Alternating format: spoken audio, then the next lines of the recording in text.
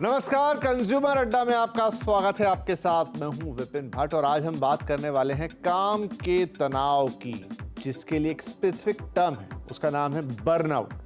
और हाल ही में एक सर्वे आया है जो चौंकाने वाला भी है कि उस बर्नआउट की लिस्ट में दुनिया में हम नंबर 1 पर हैं। तो क्या हमारे काम करने की जगह, हमारे काम करने के तौर तरीके, हमारा ऑफिस कल्चर इतना अनबैलेंस्ड है कि हमारे लोग दुनिया में सबसे ज़्यादा काम के तनाव का शिकार हो रहे हैं, बर्नआउट हो रहे हैं? तो सबसे पहले आपको ये सर्वे बताते हैं, फिर उस पर डिटेल बातचीत करेंगे कि आखिर ये है क्या, क्यों हमारे देश में सबसे ज़्यादा है और उससे निपटने के तरीके क्या हैं, क्योंकि इसके इम्प्लीकेशन सीधे सीधे आपकी जो काम करने की एबिलिटी है, आपका जो परफॉर्मेंस है और नो डाउट आपकी पर्सनल लाइफ पर भी पड़ता है। तो बड़ा इंपॉर्टेंट है ये सब्जेक्ट और इस पे ध्यान देना बेहद ज़रूरी है। ऑफिस का बर्नआउट, मैकेंजी हेल्थ इंस्टीट्यूट की रिपोर्ट है। भारत टॉप पे, 30 देशों के सर्वे में भारत टॉप पे। 30 देशों में स्टडी की गई, 30,000 लोगों पर यह स्टडी की गई। सबसे ज्यादा जो बर्नआउट है वो भारत में निकला। भारत में बर्नआउट एम्प्लॉय हैं ऑलमोस्ट 60%, जो दूसरे देशों के मुकाबले अगर मैं तुलना करूं तो 3 गुना ज्यादा हैं। कैमरून एक ऐसा देश निकला जो अपने फुटबॉल के लिए फेमस है, लेकिन वहां पर सबसे कम लोग जो हैं वो काम के तनाव के शिकार हैं, 9% के आसपास। दुनिया भर का औसत है जो बर्नआउट का ड्यू टू ऑफिस वर्क, वो है 20%। हमें कहाँ, ऑलमोस्ट 60% पे, 3 गुना ज्यादा। इसीलिए हम दुनिया में इस मामले में नंबर 1 पर है और ये है मैकेंजी की रिपोर्ट, राइट। तो बहुत सारे सवाल यहाँ उठेंगे, ऐसा क्या है हमारे यहाँ पर वर्क कल्चर में कि हमारे लोग काम के तनाव का इतना शिकार हैं, फिर उसे कैसे समझे, कैसे पहचाने कि आप काम के तनाव के शिकार हो गए हैं, बर्नआउट हो रहे हैं, एंड थर्डली उसके लिए क्या उपाय किए जा सकते हैं। और हाँ, ये भी समझेंगे कि अगर ये स्थिति बनी रहती है तो उसका आपके जीवन पर क्या इम्पैक्ट पड़ता है, खासतौर पे आपके काम पे और फिर आपके पर्सनल लाइफ पर भी, राइट। तो हमारे साथ कुछ खास मेहमान हैं। ग्लोबल हंट के MD Sunil Goyal sahab, Park Grecian hospital के neuro psychiatrist doctor Arnab Puri और life and wellness coach Anamika Yaduvanshi, right. Sunil sahab, पहला सवाल आपसे ही। मुझे ये रिपोर्ट देख के थोड़ा आश्चर्य भी लगा, क्या आपको भी लगा, मतलब हमारे यहाँ वर्किंग कंडीशन ऐसे हैं कि हम दुनिया में टॉप कर गए ऑफिस बर्नआउट पे?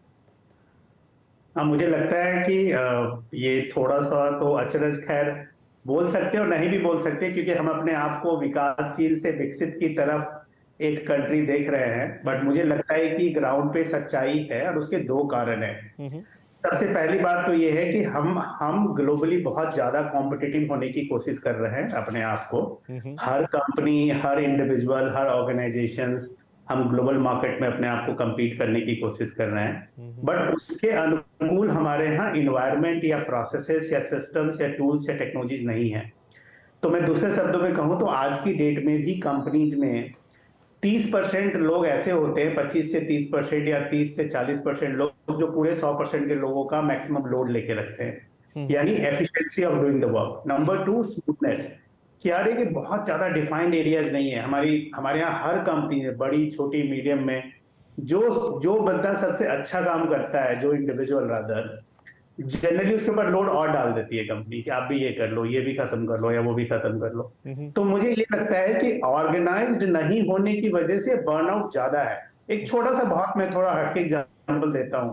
पहले के टाइम में अगर किसी को बैंक ट्रांजेक्शन करना होता था, मार्केट करना होता था, तो आप कितने चेंज, कितने ट्रांजेक्शन, कितना कैश कैरी करना, उसको प्रोटेक्ट करना, वो क्या था, वो एक तरह से एक हशर होता था। बट आज की डेट में अगर डिजिटल पेमेंट है तो आपके पास सिर्फ मोबाइल होना चाहिए, जरूरत नहीं है आपको किसी चीज को कैरी करने की, किसी से चेंज परेशान होने की मॉर्निंग का टाइम। तो ये उसी तरह वर्क कल्चर है। तो आज के डेट में हमारे जो ऑर्गेनाइजेशंस हैं, even structured, semi structured, SME, जो जितने भी कंपनीज हैं, वहां ऑर्गेनाइज्ड वर्क कल्चर नहीं है। और ऑर्गेनाइज्ड वर्क कल्चर नहीं होने की वजह से बर्नआउट ज्यादा होता है, क्योंकि एक ही काम को करने के लिए आपको 3 गुना ज्यादा मेहनत करनी पड़ती है। कभी वो किसी एक्सटर्नल फैक्टर की वजह से नहीं पूरा हो पा रहा है, कभी हमारे यहाँ प्रोसेसेस इतने स्ट्रांग नहीं है, या कभी आपके किसी दूसरे बंदे की रिस्पॉन्सिबिलिटी थी, उसने नहीं कंप्लीट किया, उसकी वजह से हो जा रहा है। तो कहीं ना कहीं फंस के at the end of the day अगर आप देखेंगे तो productivity of an individual and productivity of an organisation limited हो जाती है, और मिनिमम को अचीव करने के लिए हमें मैक्सिमम करना पड़ता है। तो जब आप मिनिमम को अचीव करने के लिए मैक्सिमम करेंगे तो बर्नआउट बहुत नेचुरल है। जी, राइट।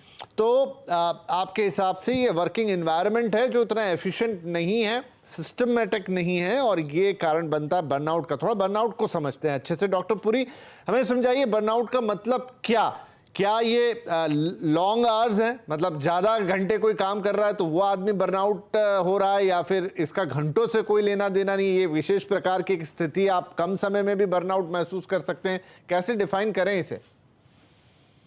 देखिए, first of all Sunil ji ने काफी कुछ बोला है इसके बारे में, and they are very important things. सबसे पहले हमें बर्नआउट को जानने के लिए सबसे पहले स्ट्रेस को जानना। स्ट्रेस क्या है? स्ट्रेस एक नॉर्मल शारीरिक और मानसिक रिस्पॉन्स होता है एक डिफरेंट सिचुएशन को, एक टफ सिचुएशन को लेके। अब स्ट्रेस एक नॉर्मल फिनोमेना है जो सबके साथ होता है, राइट? बट अब इसको अब stress is a very natural phenomena, but हमें जरूरी है स्ट्रेस। लाइक छोटी छोटी डेडलाइंस बच्चों को एग्जाम्स में देना, राइट? कल टेस्ट है, ये हमें मोटिवेट करता है लाइफ में। It gets the most out of us, है ना? हमें हमारी परफॉर्मेंस को इंक्रीज भी स्ट्रेस करता है जी। But chronic stress in life leads to burnout. Burnout is basically chronic stress which is not managed properly, right? जब वर्क का प्रेशर कंटिन्यूस रहता है, दैट इज कॉल्ड बर्नआउट। अब इसको हम कंट्रोल कैसे कर सकते हैं? सबसे बड़ी बात यही है कि सबसे पहले तो इस पे आते हैं डॉक्टर साहब, कंट्रोल वाली चीजों पे आता हूं मैं। तब पहले यही समझना जरूरी था कि ये बर्नआउट होता क्या है। तो आपने बताया कि स्ट्रेस का लॉन्ग फॉर्म है। स्ट्रेस आपके हमारे जीवन में रहता है, आता जाता रहता है, लेकिन अगर वो क्रोनिक हो जाए, मतलब वो परमानेंट अपनी एक जगह बना ले, तो फिर आप उसे बर्नआउट की संज्ञा देंगे। और आज हम बात कर रहे हैं ऑफिस, मतलब जो काम करने की परिस्थितियां हैं या आपका जो काम करने की जगह है, वहां पे बर्नआउट। अनामिका जी, तो क्या अब इसको कैसे देखिए? देखिए, इसके दो साइड हैं। एक तो ये कि काम करने की जगह तो सबके लिए एक ही है, और वहां पे 10 तरीके के लोग काम कर रहे हैं, शायद उसमें से कुछ बर्नआउट का शिकार हो, कुछ ना हो। और जैसा सुनील जी ने बताया कि कई बार जो वर्किंग कंडीशंस हैं वो बर्नआउट का शिकार बना देती है, लेकिन अगेन तब भी ऐसा नहीं होगा कि 100% लोग बर्नआउट का शिकार हो रहे होंगे। तो क्या ये व्यक्ति पे डिपेंड करता है कि वो उसी परिस्थिति में या तो खुद को बर्नआउट का शिकार होने दे, या फिर ये कंडीशन सब पे इक्वली अप्लाइड होती है? वेरी नाइस क्वेश्चन विपिन जी। एक्चुअली सिचुएशन पर हम कैसे रिस्पॉन्ड करते हैं उसके ऊपर डिपेंड करेगा कि हम उससे स्ट्रेस लेते हैं या रिलैक्स्ड रहते हैं। जैसे कि सुनील जी ने कहा कि अनऑर्गेनाइज्ड, उसको मैं इस तरीके से कहूंगी कि लोग बाउंड्रीज नहीं सेट कर पाते हैं अपनी। आजकल जैसे वर्क फ्रॉम होम कल्चर है, या कॉर्पोरेट में जो है लेट नाइट भी आपको रिस्पॉन्ड करना पड़ता है ऑफिस मीटिंग्स के लिए, ऑफिस के लिए you are answerable to lot of things even when you are at home. So उससे क्या होता है, जब आपकी बाउंड्रीज ही नहीं सेट है, आप 9 to 5 के बाद भी ऑफिस के कॉल्स ले रहे हैं, काम कर रहे हैं, तो उससे आप हमेशा स्ट्रेस की सिचुएशन में या वर्क मोड में रहते हैं। तो बाउंड्रीज ना सेट कर पाना कुछ लोगों का सबसे बड़ी प्रॉब्लम हो जाता है स्ट्रेस का। और जो लोग बाउंड्रीज सेट कर देते हैं, they say that it's like time and I can do this work today and I can do it tomorrow. So people who are able to speak up for themselves, वो stress कम लेते हैं। जो लोग बोल नहीं पाते, बॉस प्लीजर्स होते हैं, या ऑफिस को जो है ऐसा एनवायरनमेंट चाहते हैं कि हर कोई उनको पसंद करे, हर कोई उनको लाइक करे और सब काम वही बेस्ट तरीके से करें, डेलीगेट नहीं करते हैं, वो लोग स्ट्रेस का जो है ज्यादा शिकार हो जाते हैं और क्रॉनिक जो है इस इलनेस से डील करते चले जाते हैं। दे डोंट नो, उसे डील नहीं कर पाते हैं बिकॉज दे डोंट नो कि काम अगर वो कर रहे हैं, उनको लगता है अच्छा है कि हम काम कर रहे हैं, we are at the top, we are the top performers. अगर ऑफिस में कुछ चीज के लिए चाहिए तो मुझे ही कॉल किया जाता है, मुझे ही बताया जाता है, I am the most important one. But ये उनको समझ नहीं आता है कि इस तरीके से वो स्ट्रेस ले लेके एक इलनेस को इनवाइट कर रहे हैं। इलनेस नहीं सिर्फ physical, mental and also emotional. So जो ये स्ट्रेस है, ये एक्चुअली बहुत बड़ी इलनेस का फॉर्म उनकी लाइफ में ले लेता है। सुनील साहब, तो अब देखिए, आपने थोड़ी देर पहले जिक्र भी किया कि भाई हम एक विकासशील से विकसित देश की तरफ जाने वाले देश हैं, तो वहाँ पर आपको थोड़ा सा काम ज़्यादा चाहिए। अब नारायण मूर्ति साहब ने तो हाल में जब बोला था कि 70 घंटे करो, तो बड़ी बहस हो गई थी देश में। वक्त वक्त पे लोग बोलते रहे, बड़े बड़े कॉरपोरेट्स की भाई काम ज़्यादा करना है। तो अगेन मैं उस सवाल को फिर से दोहराऊंगा यहाँ, its length of work, quality of work, working environment, या मिक्स ऑफ ऑल सारी चीजें ये आपको? क्योंकि अगर ऐसा होता तो फिर तो बहुत सारे और देशों में भी ये नंबर ऊपर निकलना चाहिए था, लेकिन इंडिया ने टॉप किया, तो हमारे साथ वो कौन सी चीज अलग हो जा रही है? देखिए, it's very less to do with the length of the work, क्योंकि लेंथ ऑफ द वर्क मुझे लगता है कि एक हर इंडिविजुअल का अपना एक काम करने का, वर्क को एंजॉय करने का। अगर आप अपने काम को एंजॉय कर रहे हो तो मुझे लगता नहीं कि किसी को घंटे, आवर और डेज में पता चलता है। मैं बहुत सारे ऐसे लोगों को देखता हूँ अलग अलग, जिनको मजा आता है उनको कुछ नहीं लगता कि वीकेंड हो गया, 6 बज गए या 7 नहीं। First of all it's a quality of a work and the environment of the work बहुत इंपॉर्टेंट। हमारे यहाँ बेसिक इंफ्रास्ट्रक्चर भी, अगर आप कुछ 10-20% कंपनीज को छोड़ दीजिए, तो बेसिक इंफ्रास्ट्रक्चर के लिए लोगों को स्ट्रगल करना पड़ता है। Basics environment, quality of work, मतलब कहने का लॉजिक ये है कि आप किसी दूसरे के नहीं काम करने की वजह से आपका काम नहीं हो पा रहा है, वो भी आपको स्ट्रेस देता है, और आप नहीं कर पा रहे हैं तो आप उसके लिए उसके विक्टिम हो जाते हैं, उसके उस वर्क को नहीं करने की वजह से। नंबर 3, मैंने एक और बात करी थी कि हमारे यहाँ कॉम्पिटिटिवनेस बहुत ज्यादा है। तो इतने कॉम्पिटिटिव एनवायरनमेंट में बहुत लेस चॉइस होती है कि आप जाके बोल दें कि भाई मैं नहीं करूंगा इसके बाद। उसको लोग गलत परसीव कर लेते हैं आज। I mean it's culture in our country, people will, अगर आप अपने बॉस को एक बार कभी प्यार से बोल दिया ना तो ठीक है, बट आप 2 बार बोल के देखो या 3 बार बोल के देखो, बहुत बुरा मान जाएंगे। तो कहने का लॉजिक ये है कि आज की डेट में हमको अपने लोकल इन्वायरमेंट के पर्सपेक्टिव से देखें तो environment, quality of work and organisations के अंदर जो एक सिस्टम होता है, एक प्रोसेस होता है डिफाइंड, कि भाई ए होगा उसके बाद ही बी हो सकता है और बी के बाद ही सी हो सकता है। सी पे बैठा हुआ इंडिविजुअल या डी पे बैठा हुआ इंडिविजुअल बी की वजह से सफर कर रहा है क्योंकि बी ने अपना काम नहीं किया है, क्योंकि वहां पे रिस्पॉन्सिबिलिटीज भी है, अकाउंटेबिलिटीज भी है, वहां पे एग्जीक्यूशन का एक प्रोसेस है, टाइमलाइन है। तो ये सारी चीजें धीरे धीरे जब तक हमारे यहाँ डिजिटाइज्ड होती चली जाएंगी, हर इंडिविजुअल का एरिया बहुत ही सुपर डिफाइंड होगा ऑर्गेनाइजेशंस के अंदर में, और वो उसका स्पेशलिस्ट होगा एग्जीक्यूट करने के लिए। मुझे लगता है कि ये चीजें अपने आप में स्मूथ होती चली जाएगी।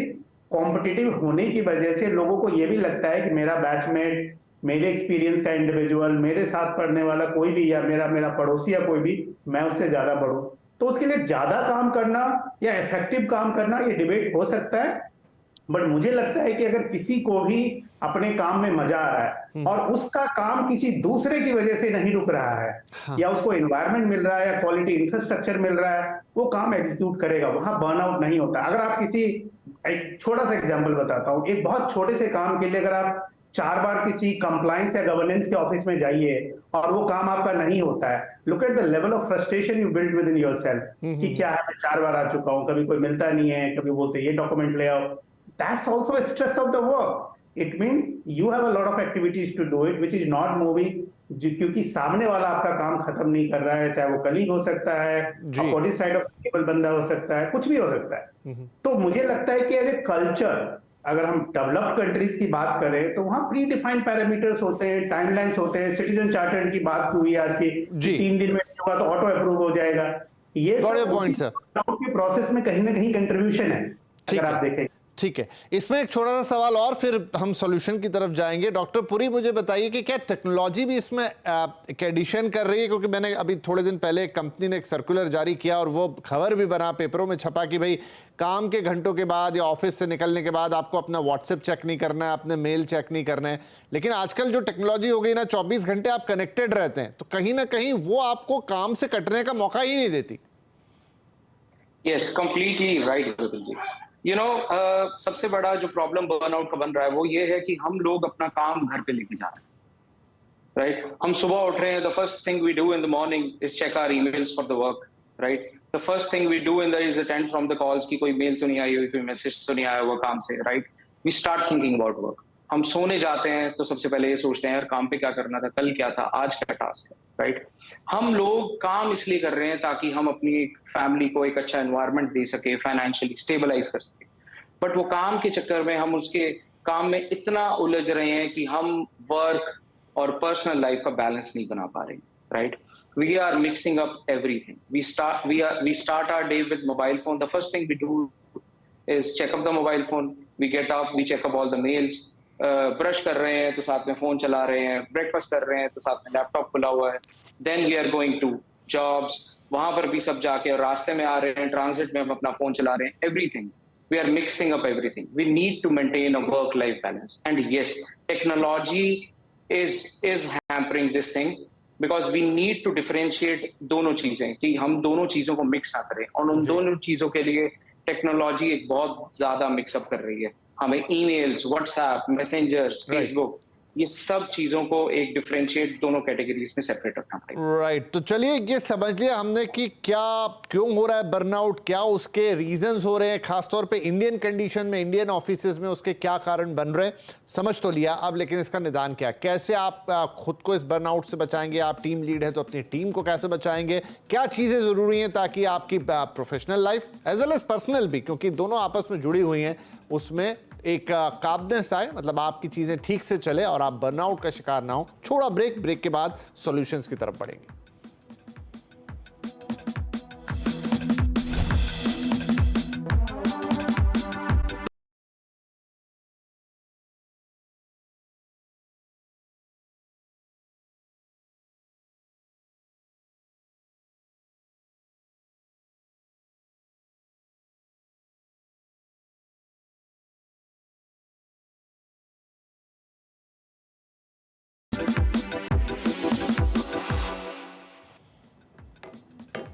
Welcome back. काम का तनाव क्या है, बचाओ काम का तनाव यानी बर्नआउट। और उसमें एक ताजा सर्वे के मुताबिक भारत 30 देशों में नंबर 1 पे आया, यानी हमारे लोग अपने वर्क प्लेस पर बर्नआउट का शिकार सबसे ज्यादा हो रहे हैं, 60% के आसपास, जो कि दुनिया के औसत के मुकाबले 3 गुना ज्यादा है।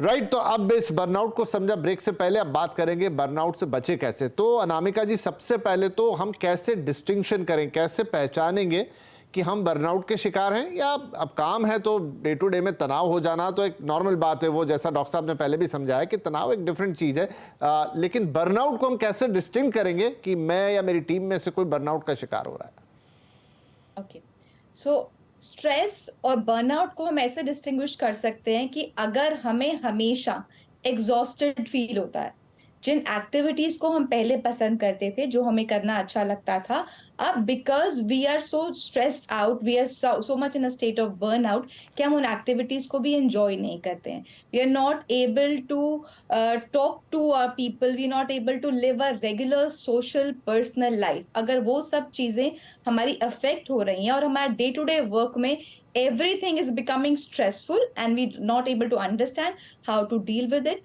that means we are in a state of burnout. अब अगर हमें ये समझ में आ गया कि हम इस स्टेट में हैं, we have this awareness that we are in a stressful situation, तो उसके लिए हमें सबसे पहले जो चीज करनी होगी वो करनी होगी, we will have to develop and understand how to manage stress.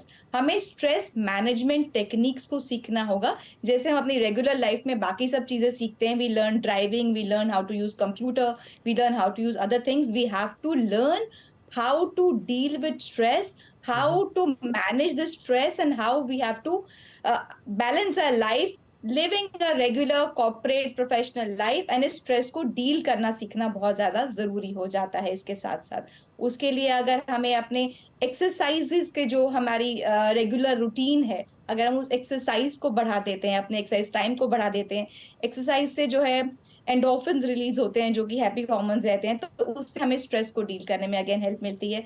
अगर हम जर्नलिंग करते हैं, we start writing our thoughts, we start writing what we went through, what emotions we are going through, we are able to reduce our stress levels, because वो यहाँ से निकल के एक पेपर पर या नोटबुक पर, या अगर आप ऑनलाइन किसी चीज को यूज करते हैं, गैजेट को यूज करते हैं, वहां पर निकल के आ जाता है। जर्नलिंग एक टेक्निक हो जाती है जिससे हम अपनी स्ट्रेस को जो है रिड्यूस कर सकते हैं। Then we can reach out to people, we can start talking to people that this is what's troubling me, this is what I am not able to understand how to deal with it. एक support system build कर सकते हैं जिससे कि हम अपने stress से deal कर सकें। और अगर if we are not able to understand anything, go for professional help. हाँ, मैं यही पूछने वाला था कि डॉक्टर अर्नव आपके पास आने की जरूरत कब पड़ेगी, मतलब कुछ चीजें ये हैं, आप भी बताएं और क्या किया जा सकता है, और फिर वो कब वो टाइमलाइन या वो लक्ष्मण रेखा जहां फिर आपको किसी की मदद चाहिए होगी वहां। देखिए, अनामिका जी ने बहुत अच्छी रोशनी डाली सब चीजों पे कि सबसे पहले हमें इन चीजों को पहचानना होता है, एंड एज सून एज जब आप इन चीजों को पहचान लेते हैं, you start working on it, right, you start making those little changes in life. आप छोटी छोटी चीजें बदलते हैं। और मैं सबको एक चीज बोलता हूँ कि prevention is always better than cure, and this is the main motive, right. We do all those little things एक मोटिव है जो आज यहाँ सबको देना चाहूंगा कि आप अगर दिन अपना खुद से शुरू करते हैं, आप सबसे पहली चीज अगर खुद को देते हैं, तो you are improving your confidence in your daily life. You are giving time to yourself. The first thing in the morning, आप दिन की शुरुआत खुद से कर रहे हैं. आप सबसे पहले दिन की शुरुआत खुद को दे कीजिए. 5 मिनट आप कुछ मत करिए, शांत होकर बैठिए, have a cup of T, do not look at your phones, do not talk to anyone. Start your day with morning meditation, yoga, exercise, walking, any kind of exercise, any kind of thing you like. है ना? आपको जो पसंद है आप वो करिए. इससे आपका कॉन्फिडेंस इतना बिल्ड होता है, you get so much of motivation throughout the day to handle all those little stresses. But जब आप वो छोटी छोटी चीजें, कि मुझे भूख नहीं लग रही बर्नआउट की वजह से, मुझे प्यास नहीं लग रही, मेरा बात करने का मन नहीं कर रहा, मुझे कोई बात समझा रहा है, मुझे चिड़चिड़ापन, गुस्सा हो रहा है, मुझे थकावट बहुत ज्यादा हो रही है, थकावट की वजह से मेरा सिर भारी रह रहा है, मुझे शरीर थका थका रह रहा है. जब वो चीजें आ गई हैं, आप उन चीजों को फेस कर रहे हैं, and you are not able to take them, control them, then you are supposed to reach us. You are supposed to reach out a psychiatrist. जी. You need professional help. ठीक है, चलिए, तो आई थिंक चीज़ें clear हैं. ऐसा भी नहीं है कि बहुत कुछ बड़े पहाड़ टूटना है, आपने छोटी छोटी चीज़ों पे ध्यान देना है. सबसे पहले तो जैसे डॉक्टर साहब कह रहे हैं, खुद के साथ समय बिताइए थोड़ा सा, तो आपको पता लगेगा कि भाई क्या गलत चल रहा है, आप क्या बर्नआउट के शिकारी हो गए हैं या फटीग आ गई है आप में in general.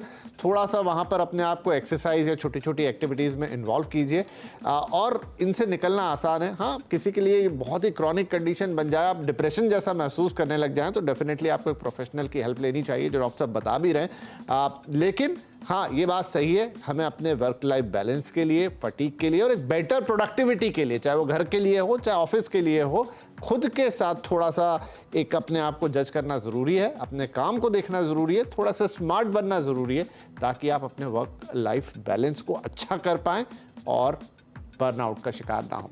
Thank you very much all of you. I hope कि बहुत सारे जो हमारे ऑफिस गोअर्स हैं उन्होंने ये प्रोग्राम देखा होगा एंड वो इस चीज़ को समझ पाए होंगे.